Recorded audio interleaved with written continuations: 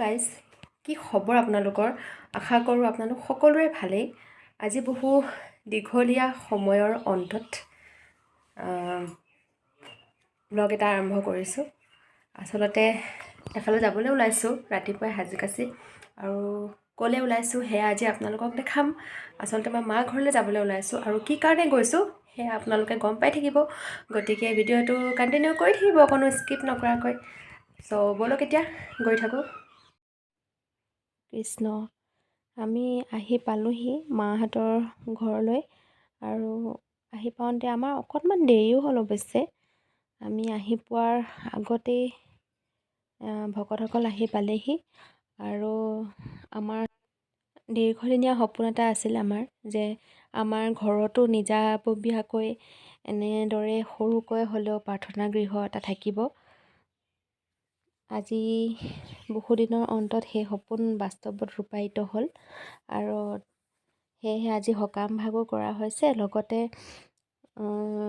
নামঘৰৰ আসন ভাগ প্ৰতিষ্ঠা কৰা হৈছে। হৰি নামৰ ৰসে বৈকুণ্ঠ প্ৰকাশে, হৰি নামৰ ৰসে বৈকুণ্ঠ প্ৰকাশে, প্ৰেম অমৃতৰ নদী, শ্ৰীমন্ত শংকৰে পাৰ ভাঙি দিলে, শ্ৰীমন্ত শংকৰে পাৰ ভাঙি দিলে, বহে ব্ৰহ্মাণ্ড কভেদি, বহে ব্ৰহ্মাণ্ড কভেদি, গোবিন্দৰ প্ৰেম অমৃতৰ নদী, বহে বৈকুণ্ঠৰ পৰা, চাৰি পুৰুষাৰ্থ তাহাৰ নিজৰা, চাৰি পুৰুষাৰ্থ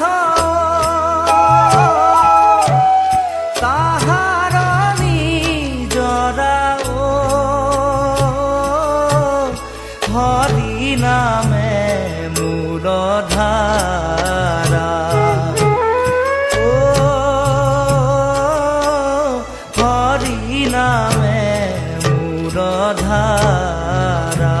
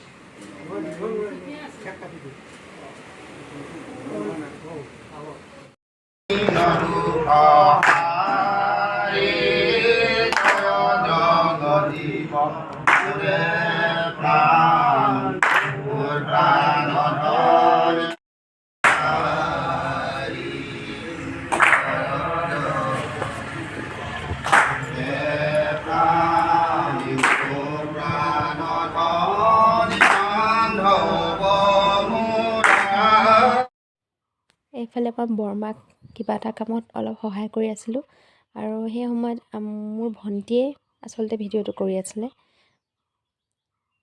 এইফালে এই বৰমাই ভাত বনাই আছে। আমি অৱশ্যে কামো কৰি আছিলোঁ, আৰু মাজে মাজে কথাৰো মহলা মাৰি আছিলোঁ।